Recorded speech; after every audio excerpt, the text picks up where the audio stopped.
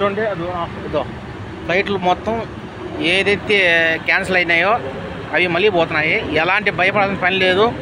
మీకు డైరెక్ట్గా సాక్ష్యం కావాలి కాబట్టి నేను డైరెక్ట్గా ఇప్పుడు ఎయిర్పోర్ట్కి ఎదురుగా ఉన్నాను అనమాట, ఐకియా దగ్గర. Welcome back to our channel. నేను హరి. ఎలా ఉన్నారు మీరంతా?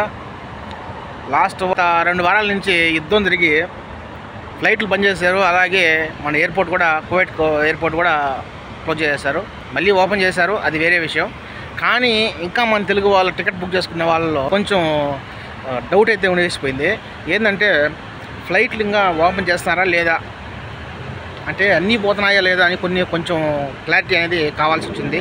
చూడండి అది ఇదో ఫ్లైట్లు మొత్తం ఏదైతే క్యాన్సిల్ అయినాయో అవి మళ్ళీ పోతున్నాయి. ఎలాంటి భయపడాల్సిన పని లేదు. మీకు డైరెక్ట్గా సాక్ష్యం కావాలి కాబట్టి నేను డైరెక్ట్గా ఇప్పుడు ఎయిర్పోర్ట్కి ఎదురుగా ఉన్నాను అనమాట, ఐకియా దగ్గర. అక్కడి నుంచే వీడియో తీస్తున్నా. ఇక్కడ వచ్చిన ప్రతి ఒక్క ఏలియన్స్ని నేను వీడియో తీస్తాను కాబట్టి నాకు వచ్చేసి 2 వీడియోలు దొరికినాయి. కానీ చిన్న చిన్న ఫ్లైట్లు పోతా ఉన్నాయి. ఏమీ అంతగా పూర్తిగా అయితే క్యాన్సిల్ చేయలేదు. బండ్లు అయితే పోతున్నాయి. వెళ్ళాల్సిన వాళ్ళు క్షేమంగా వెళ్ళిపోవచ్చు, ఏం కాదు. డౌట్ పడాల్సిన వాళ్ళు, అంటే క్యాన్సిల్ అయిన వాళ్ళు 2 రోజులు క్యాన్సిల్ అయినాయి.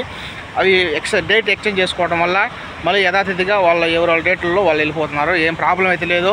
ఇంటికి వెళ్ళిపోయే వాళ్ళు వెళ్ళిపోవచ్చు. గల్ఫ్ దేశాల్లో పూర్తిగా కర్ఫ్యూ లాగా విధించారు కదా మొత్తం. అలాంటివన్నీ పోవాలంటే ఇంకా 2 వారాలు పడుతుంది. అప్పటి వరకు కొంచెం హెచ్చుతగ్గులు అనేది వస్తూ ఉంటాయి. సో ప్రస్తుతానికైతే కువైట్లో ఎలాంటి ప్రాబ్లం అయితే లేదు. మొత్తం అందరూ వెళ్ళిపోతున్నారు. డేట్ ఒకసారి మిస్ అయిన వాళ్ళు కూడా, క్యాన్సిల్ అయిన వాళ్ళు కూడా మళ్ళీ రివర్స్ చేసుకొని డేట్ తర్వాత రోజు అయితే వెళ్ళిపోతున్నారు. కాబట్టి ఎక్కువగా ఉన్నాయి, కొంచెం చూసుకోండి. ఇంటికి వెళ్ళిపోయేవాళ్ళు, ఓకేనా? ఇంటికి పోయేవాళ్ళు చూడండి, నేను మాట్లాడుతున్నా, వెనక ఫ్లైట్ వస్తుంది చూడండి, గడిపోయింది. ఇది వచ్చేసి కువైట్ ఎయిర్లైన్స్ అనమాట. ఇంత ముందుగా ఎమిరేట్ పోయింది.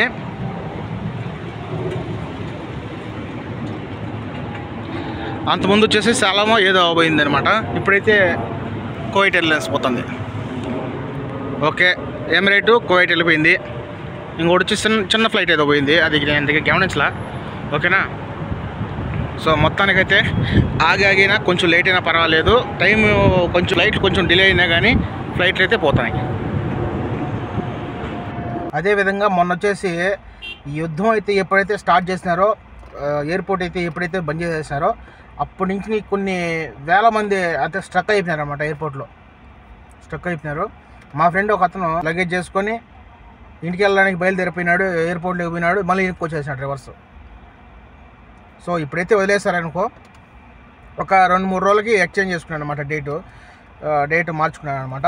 మార్చుకున్న తర్వాత దాన్ని మళ్ళీ రీబుకింగ్ చేసినారు. ఎలాంటి ప్రాబ్లం అయితే లేదు ఇప్పటివరకు అయితే. నెక్స్ట్ ఇలాంటి ఏమైనా సంభవాలు జరిగితే కనుక, అనర్థాలు కానీ ఇలాంటి కానీ జరిగేటప్పుడు మాత్రం మనకు ఇన్ఫార్మ్ చేస్తారు. మనకు ఎవరైతే టికెట్ బుక్ చేసుకుంటారో అలాంటి వాళ్ళు మనకు ఎప్పుడైతే మనకు కాంటాక్ట్లో ఉండాలన్నమాట.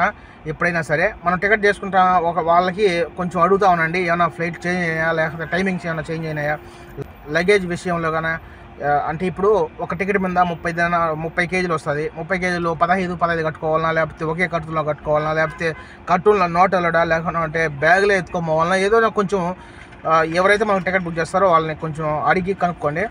ఎలాంటి ప్రాబ్లం అయితే లేదు. ఎంత తెలిసిన వాళ్ళైనా సరే కువైట్లో అదే మీకు తెలిసే ఉంటుంది. ఎంత సీనియర్ మోస్ట్ ఉన్నా కానీ విత్ ఇన్ అవర్స్లో చేంజ్ అయిపోతాయి అన్నమాట రూల్స్.